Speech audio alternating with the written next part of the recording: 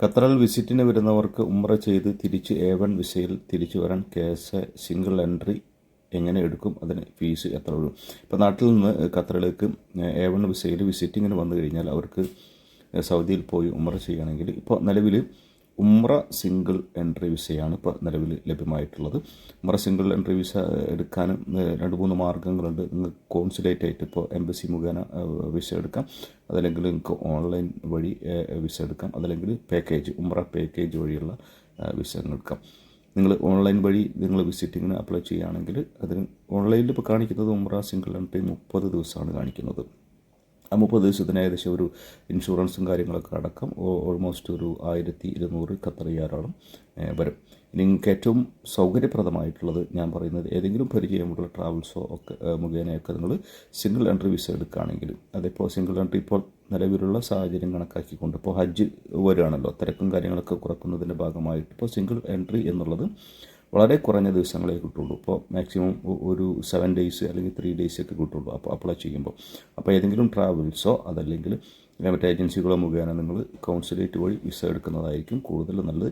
അപ്പോൾ ഇപ്പോൾ 30 ദിവസത്തെ കിട്ടുന്നില്ല, നിങ്ങൾ ഓൺലൈനിൽ 30 ദിവസത്തെ വിസക്ക് സിംഗിൾ എൻട്രി ഉംറ വിസക്ക് നിങ്ങൾ അപ്ലൈ ചെയ്ത് കഴിഞ്ഞാൽ 1200 റിയാൽ അടക്കേണ്ടി വരും. ചിലപ്പോൾ അത് റിജക്റ്റ് ആയി കഴിഞ്ഞാൽ നമ്മൾ അടച്ച പൈസ കിട്ടാൻ സാധ്യത വളരെ കുറവായിരിക്കും. അപ്പോൾ നിങ്ങൾ ചെയ്യേണ്ടത് ഏതെങ്കിലും ഏജൻസി മുഖേന ട്രാവൽസ് മുഖേന ഉംറ സിംഗിൾ എൻട്രി വിസ എടുക്കുക. 3 ദിവസമോ 4, 5, 6 ദിവസമൊക്കെ ആയിരിക്കും കിട്ടുക. ഈ വിസക്ക് നിങ്ങൾ ട്രാവൽസ് മുഖേന അപ്ലൈ ചെയ്യുന്ന വിസക്ക് നിങ്ങൾക്ക് ചിലവാകുന്നത് പല ട്രാവൽസിനും പല ഏജൻസികളും പല റേറ്റ്സുകളാണ്. ഇപ്പോൾ 700 മേടിക്കുന്ന ആളുകളുണ്ട്, 650, 550 അങ്ങനെ പല റേറ്റുകളും ഇതിന് ഈടാക്കുന്ന ഏജൻസികളൊക്കെ ഉണ്ട്. അപ്പോൾ നിങ്ങൾ നോക്കി കണ്ട് മനസ്സിലാക്കിയിട്ട് ഏറ്റവും കുറഞ്ഞ റേറ്റിൽ കിട്ടുന്ന ട്രാവൽസ് മുഖേനൊക്കെ നമുക്ക് വിസ എടുക്കുന്നതായിരിക്കും കൂടുതൽ നല്ലത്. ഇപ്പോൾ സാഹചര്യം എന്ന് പറഞ്ഞപ്പോൾ റമദാൻ അടുത്ത് വരികയാണ്, പിന്നെ അതുപോലെ റമദാൻ കഴിഞ്ഞ് പിന്നെ ഹജ്ജിനുള്ള കാര്യങ്ങളൊക്കെ അതുകൊണ്ടാണ് ഇപ്പോൾ ഈ ഉംറ സിംഗിൾ എൻട്രി വിസ എന്നുള്ളത് വളരെ കുറഞ്ഞ ദിവസങ്ങളേക്കായിട്ട് പരിമിതപ്പെടുത്തിയിട്ടുള്ളത്.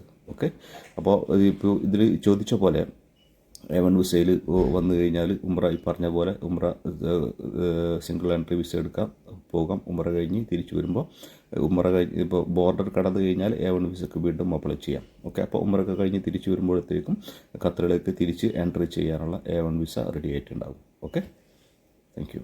അസ്സലാമു അലൈക്കും.